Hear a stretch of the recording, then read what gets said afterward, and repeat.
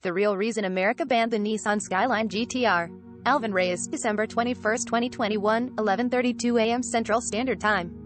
Many urban legends surround the legality, or more accurately, the illegality, of importing a Nissan Skyline GTR into the U.S.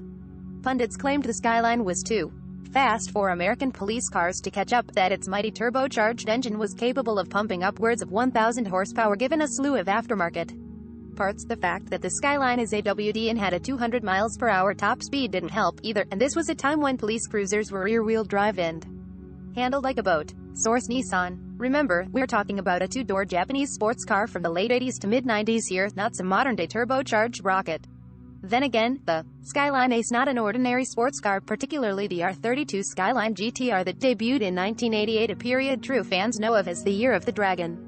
That year, the Skyline came smashing into the consciousness of enthusiasts and professional racers alike.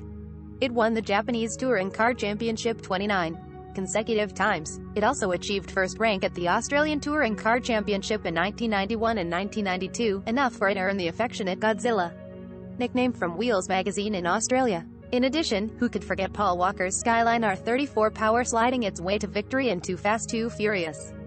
So yes, the Nissan Skyline GTR and R32, R33, and R34 guys are among the fastest cars of their generation. But despite the myths, the speed, potent acceleration, and the fact that Skyline GTRs are right-hand drive RHD are not the real reason why they were illegal to import into the USA. The simple answer is Nissan did not intend to sell the Skyline GTR to Uncle Sam, and that means some things we take for granted on American new car lots simply weren't factored into Godzilla. Not a single variant or iteration of the Skyline GTR complies with the emissions and crash safety guidelines of the Federal Motor Vehicle Safety Standards and Regulations, FMVSS, for example. However, government regulations played a significant role, and it all started in the aftermath of World War II. Did you know the U.S. gray market began when American soldiers stationed overseas brought home their European cars after the war? Back then, anyone could buy a car overseas and import it directly to the United States, a trend that continued for more than 20 years after the war.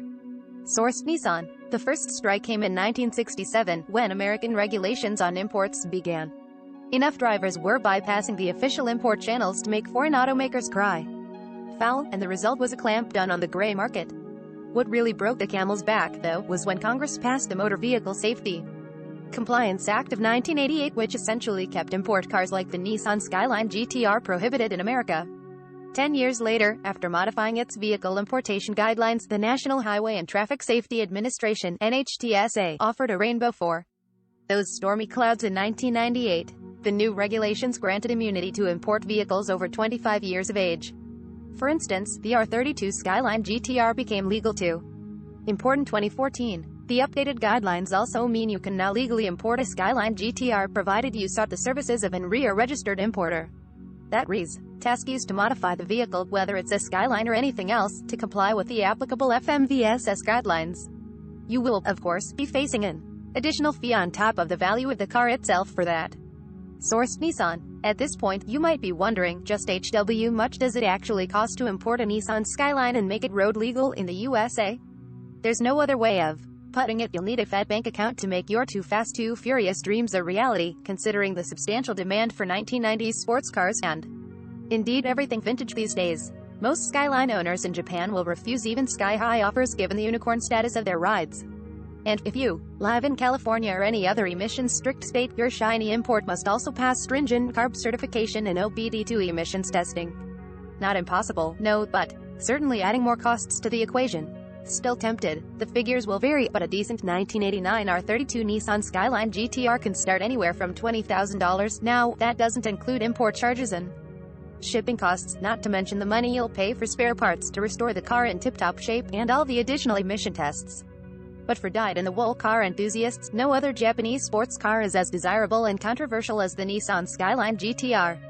Paying upwards of $80,000 may even be worth it for a right-hand drive super sports car with serious heritage halo, not to mention the bragging rights you'll have over your buddies driving their Nissan Fairladies or Mazda Miata. Once the most unobtainable of Japanese exotica, the Skyline need no longer be a stranger to American roads. You just have to really want one. From the web, powered by ZergNet, the best deals for the PlayStation Store holiday sale. The chilling email Musk sent to SpaceX workers that opened eyes. PS5 will officially be launching this exciting product in 2022. 2022 Nintendo games may be the best year of games yet. Topics: Nissan sports cars vintage, must-read bits,